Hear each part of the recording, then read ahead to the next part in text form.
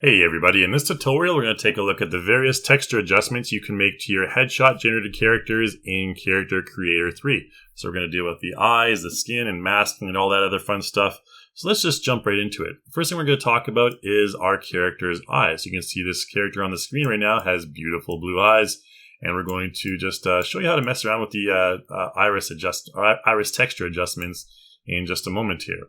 So what you want to do first is just double click on your character's eyes, make sure they're selected, and go over here to the Material tab under the Modify panel, or in the Modify panel, in the top right there. Okay, and you're going to have a couple different items here, 4 different items in fact. You're going to have a standard cornea R, and the shader type is going to be set to Digital Human Eye. Okay, and the cornea left, also the same. Now you can change that by going down here to shader type and adjusting it to traditional or PBR. But for this scenario here, we're going to be using the Digital Human Eye shader. Okay, this is always going to be taking precedence over the other shaders whenever it is active. And if you activate the Digital Human Eye shader, down here you have a number of different parameters. Okay, there is shader settings. You have textures. Okay, we'll talk about this in a separate tutorial in the future. We also have basic eye parameters here. We're not going to worry about those too much. We're going to focus only on the iris, since that's a simple eye area that we can adjust. Of course, the iris is the blue area surrounding our character's pupils. So what we're going to do first is you can take a look at pupil scale here. Let's take a look at which one we have selected. We have the right eye selected. Okay, that is our character's right eye over here. And we can change our pupil scale, make it smaller, okay, make it larger, really wide, and really small. Let's maybe make it a little bit smaller here, just like this. You can adjust the iris color brightness if you want. Take it down. Now, if you want to change any of your parameters back to the default parameter, back to the original parameter, or original value rather, you can simply double click on the text like I'm doing on iris color brightness, and that's going to take it back to the default original value that it was.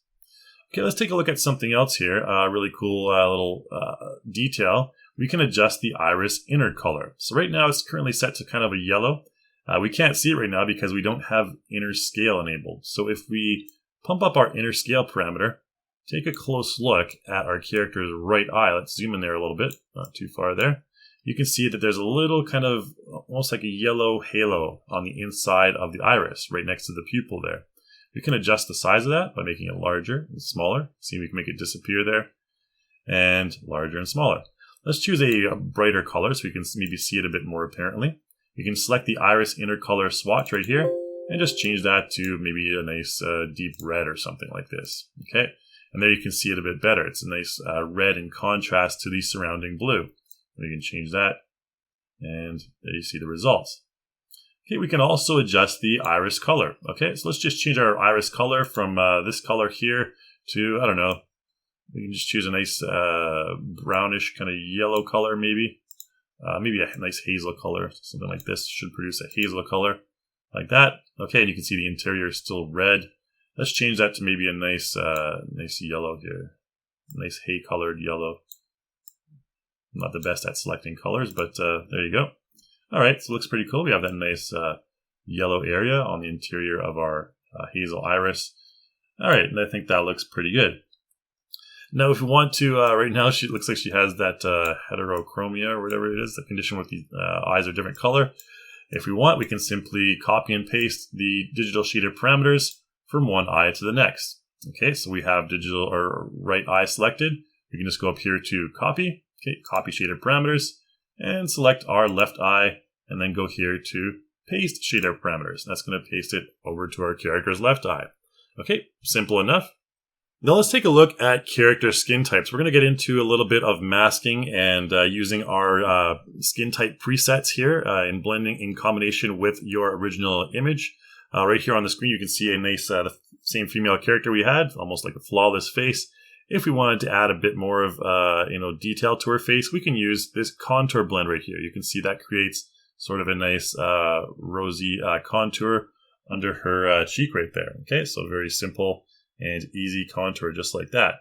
Now our next image right here, this character has slightly blemished skin, but it looks a little bit strange when it blends in with our with the character. After the masking, this area over here is the masked area, and it's using our automatically generated skin from headshot. And it looks a bit strange because the front looks all blemished and the back looks a little bit too perfect.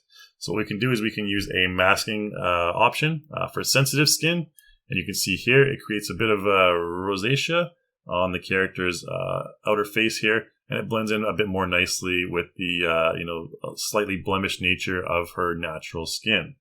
Okay, one final example here we'll use is this old man right here who must have the best face lotion in the world on the outer parts of his face because it's almost flawless, whereas the front parts of his face looks like it got exposed to a few years of sun there. So it doesn't look very natural at this point. So what we want to do is we can actually adjust the mask on this one and use more of the natural material on the character's face to make that blend appear more natural. Now let's quickly deconstruct the skin settings in the headshot plugin. You can see here we have this nice normal looking skin color. Okay, and everything here under the top part of skin settings, this is going to be the texture that's generated by the headshot plugin. And you can see there's a number of different presets. There's a rough skin preset, there's a scalp preset, which creates stubble and a light beard. We'll see this a little bit later on. And down here, we have a face mask and an eyelid mask, okay? So down here, the images that are highlighted by green, this photo diffuse is automatically generated by headshot, and this is the original photo of our character, just basically skinned onto our character's head mesh, okay? And basically this blend mask right here, the white part of the blend mask, is the part of the face that's going to be using the original texture from the photo. Everything else, all the black area right here, is going to be using the blend settings from headshot, these skin, scalp, and beard presets here. Okay, so in the middle section right here, you can see there's our original image right there, and the diffuse or the blend mask right there determines which part of the mask, which part of the character's face is going to be shown as natural, and which part's going to be blended in with our blending presets. Okay, and it creates this image right here. And that's combined with of course, the skin settings up here to create this diffuse texture image right here. Okay, and we combine these two to create your base color map right here.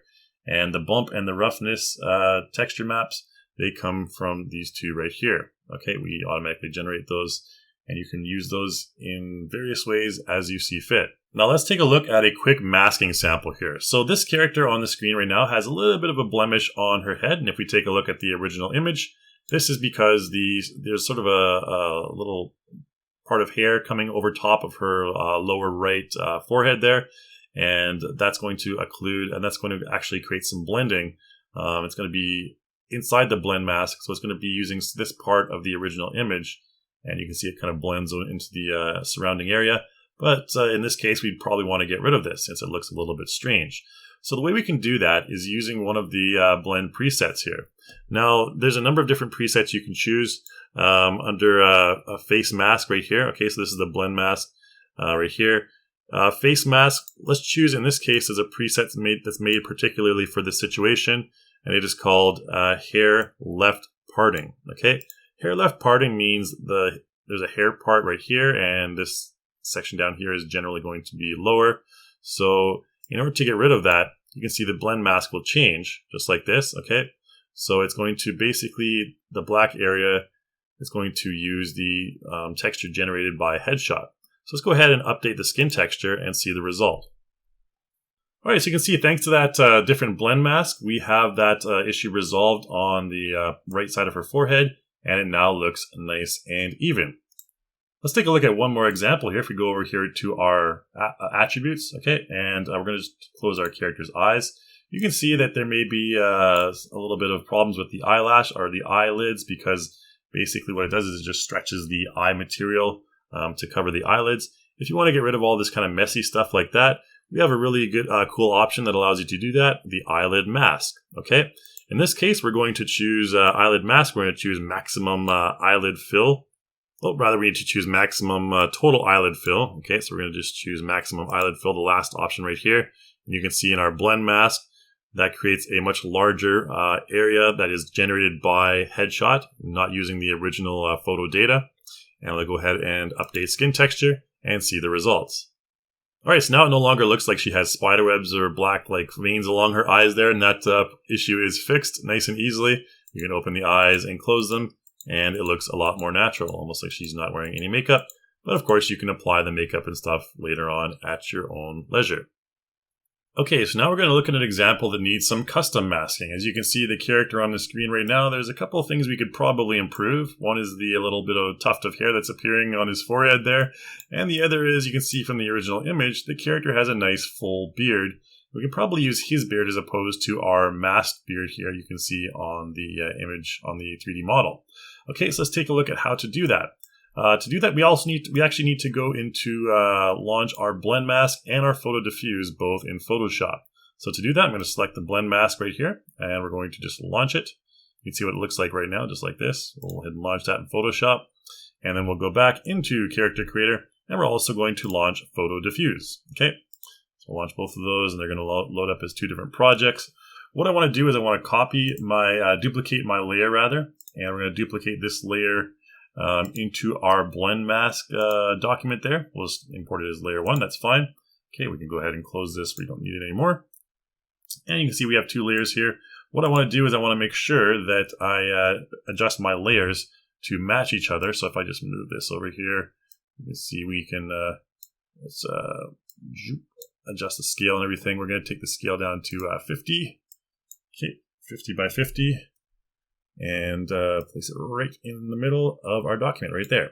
Okay, we also need to take our background and we need to convert that into a layer. So let's go ahead and choose layer from background, and we'll just call it, sure, layer 0, that's fine. And we'll take our layer 0 and put it above layer 1, and we're going to choose the type of, we're going to choose this to multiply, change multiply here. Where is multiply? There we go. Okay, and then we can take our opacity down on this layer. And we can see, once we do that, that the bright area right here, this is going to be the area that our blend mask is. Okay, so if we just make that disabled, you can see the white area there is a blend mask. So what we need to do is we need to go ahead and choose a white brush. Okay, I'm going to do a quick job of this here. Take a white brush tool here, and we're just going to kind of, we're going to take more of the original beard here. So what I'm going to do is I'm going to expand this blend mask here. And we're going to take as much of the original beard as we can. Something like this should be fine. Okay. Just like that. All the way up to the sideburns. And then into our character. So the blend mask is going to make him look like, it's going to look like he's a chubby, look like a chubby ghost. Almost like that Ghostbusters ghost there. All right, so just make sure everything that we want in from our original image is blended in here. Okay. If you can see, we can take our opacity fully up. And that's going to be the area there. We could probably get that a little bit more detailed here on the left side. Let's just go ahead and try that. More of the sideburns there. There you go, just like that. So that's the original image. And then we're going to swap this out for black. And we're going to take that part here, the hair tuft that's coming down. We're going to just make sure that hair tuft doesn't show up there. Okay, just something like this. Make sure the black is down like that. And then if we get rid of our, that's going to be our blend mask right there. Okay, so we need to make sure now that we delete the layer that we don't need. We don't need that blend mask. Let's make sure our opacity for our blend is 100%. And go ahead and file and save this. And we'll just make sure we choose PNG. Okay, and just our original blend mask since we're going to overwrite it. Go ahead and press OK. And press OK. And that will update in Character Creator 3. Once we go ahead and press Update Skin Texture. So what's going to happen now, you can see we have more of the original beard there, a nice full beard, and that little tuft of hair is gone from the top, and that's ideally what we want to achieve. Okay, so for our final example, we're going to combine some of the different mask types on our character. The one on the screen you see right here sort of has a few blemishes on the face. However, the sides look a little bit, maybe too smooth. We want to kind of continue the type of blemishes or pimples or whatever moles that are on the front over to the side of the head and everything as well. So we have a skin shader, skin mask called Freckle Face Rough. Okay, let's go ahead and just choose that. And the scalp is already set to light stubble. Let's also set the beard to light stubble, since in our original image, our character doesn't have much of a beard. Okay, he's fairly clean shaven. Definitely doesn't have a beard like this. So we're going to change that to the beard to light stubble instead of light beard as well. Okay, so once we've got the skin settings we want, we can go down and update the skin texture and take a look at what it looks like with the freckle face ruff and light stubble for the scalp and beard. There you go, so it looks a bit more natural. You can see the freckles kind of on the side of the face blend more into the freckles on the front of the face, just like this. And he's a bit more clean shaven than he was before, since we have light stubble as opposed to a beard. Okay, so it's looking a bit more accurate at this point here. Now the last thing we'll do is go down to the very bottom here, and for face mask, we're gonna do something a little bit different here. We're gonna choose a D-Light face mask. Okay, so what a D-Light face mask is going to do, not delight, it's D-Light. Okay, what a D-Light face mask is going to do is it's going to actually just decrease the opacity a little bit. You can see it's a little bit darker, so it's not going to show up as much of the original image as it would normally. Okay, it's going to kind of blend in. So this character kind of has, if you go up to the original image, you can see there's some very kind of lighter spots on the skin right here. If we wanted to reduce those a little bit, we can use D-Light. And also, again, for the eyes, if we throw it on the eyes there a little bit, we can see that we could use the minimum eyelid rim. Okay, so we're going to just choose that for the eyelid mask and go ahead and update the skin texture one more time. And there you go. So that really caused the skin to kind of look a little bit more even. We're seeing a bit more of the freckles appear through, especially on the forehead and stuff like that. So it kind of blends those freckles in a bit more than it previously did. And again, it'll look a little bit more closer to the original image and blend it in more with the iClone, or with the Character Creator 3, with the mask, rather, produced by Headshot. Alright, so that's really all I wanted to show you guys in this tutorial. Thank you so much for watching, and hopefully you learned a lot. And I hope to see you in the next video.